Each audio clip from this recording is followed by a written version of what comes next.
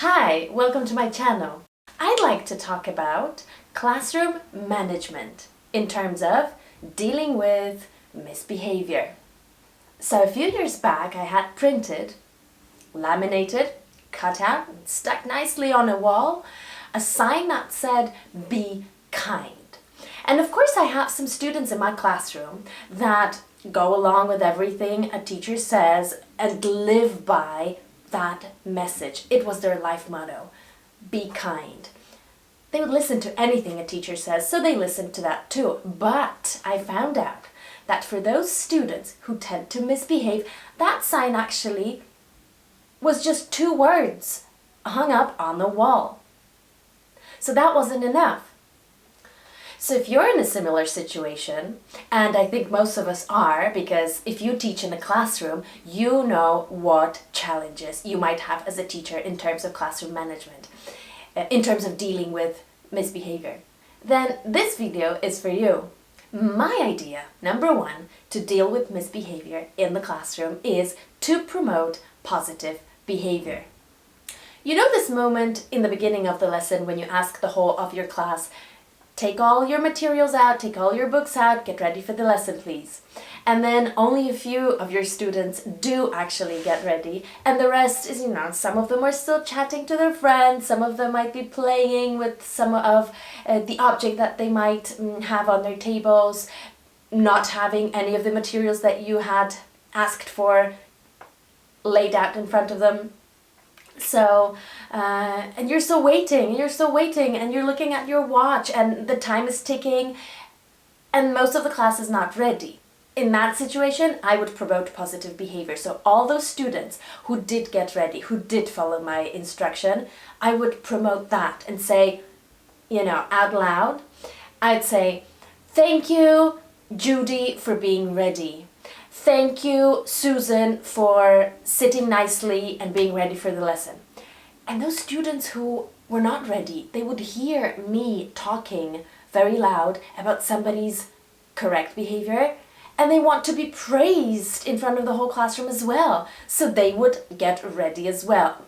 That works sometimes. Tip number 2 is to give clear instructions and always explain the purpose of the lesson.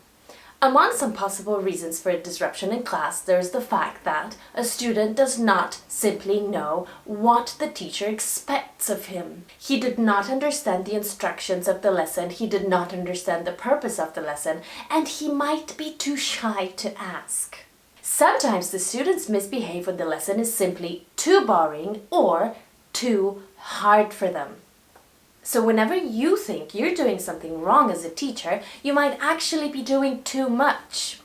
So again, make sure that you set up clear rules, clear instructions for the task that you expect the students to complete, and make sure everybody understood what you expect of them. Differentiation is the word that you have to keep in mind while teaching. Tip number 3, make something interesting.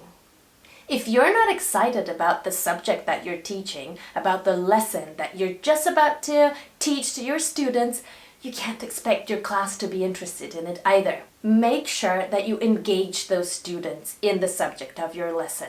Most of the lessons that I teach, okay, maybe not all of them, but most of them, I'd really like to be a student in them.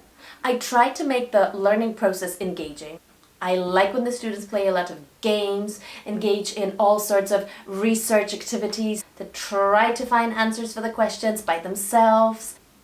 If you make your students active participants in your lessons, they're going to be very grateful and engaged and interested and less prone to misbehave. Also, try to think of this. If the students don't see the real connection between what they're learning and their real life process, you can't expect them to be very engaged in the lesson.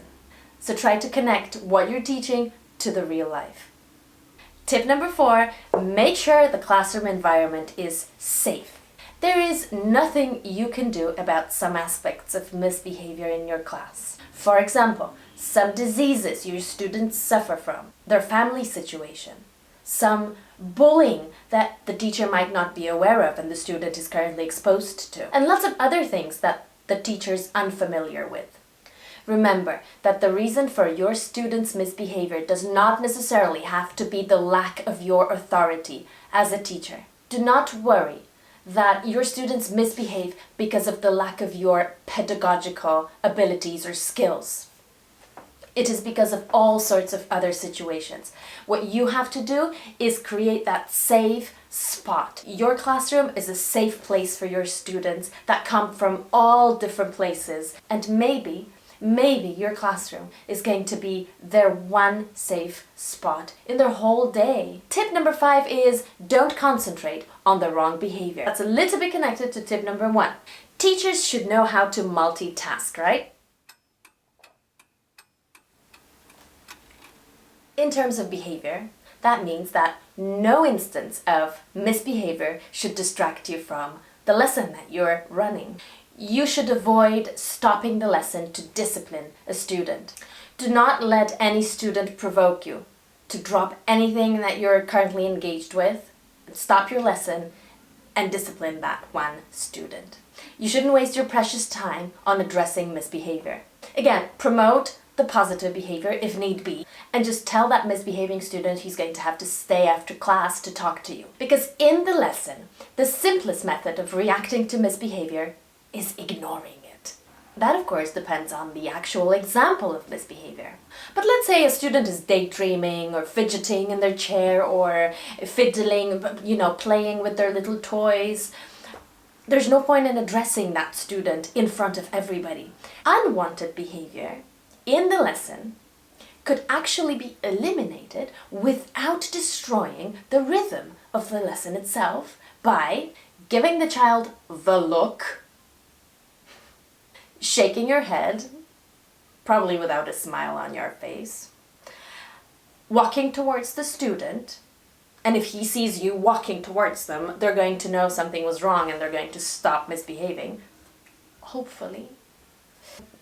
Patting them on the shoulder, silently taking away the thing that they're playing with instead of focusing on what they should be focusing on. The simpler and the more silent your reaction is, the better for the whole group and for the whole lesson.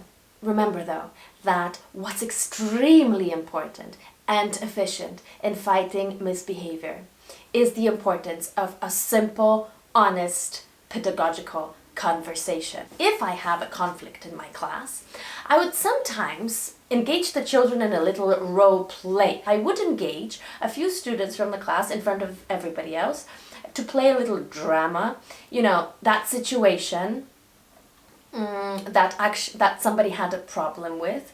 We would play it like a little role play.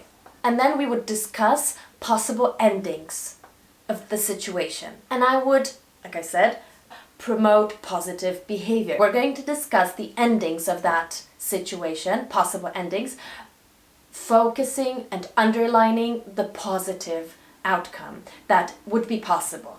Maybe next time, if somebody sees themselves in that role play in their real life, they're going to choose the better option.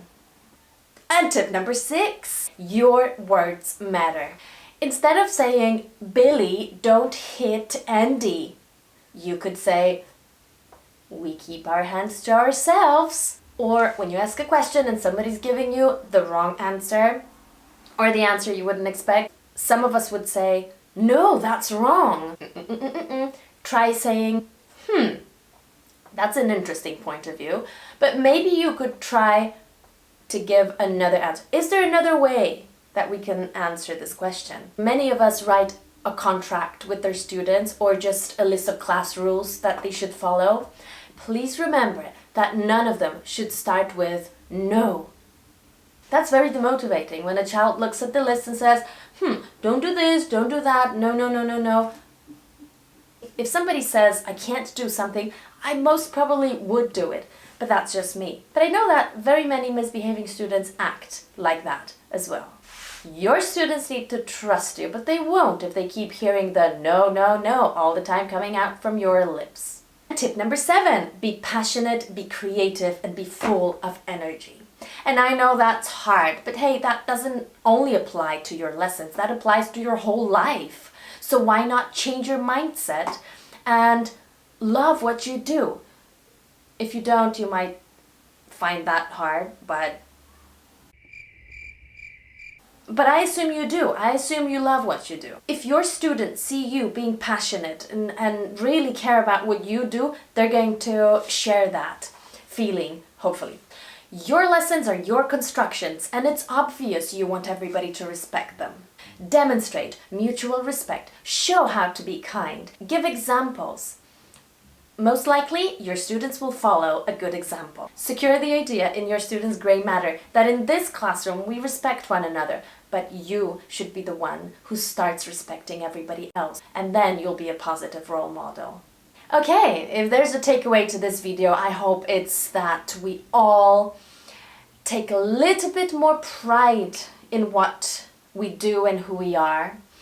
Remember, you as a teacher, if you give yourself out there to your students every day, you feel you're on a mission, you want to help your students understand something, then you are enough. You don't have to question yourself. Just believe in yourself a little bit more, and maybe that's going to help you find the motivation and the passion that we need in our jobs. We build a little community in our classroom, and if students feel part of it, then you've been very successful and you can be proud of yourself.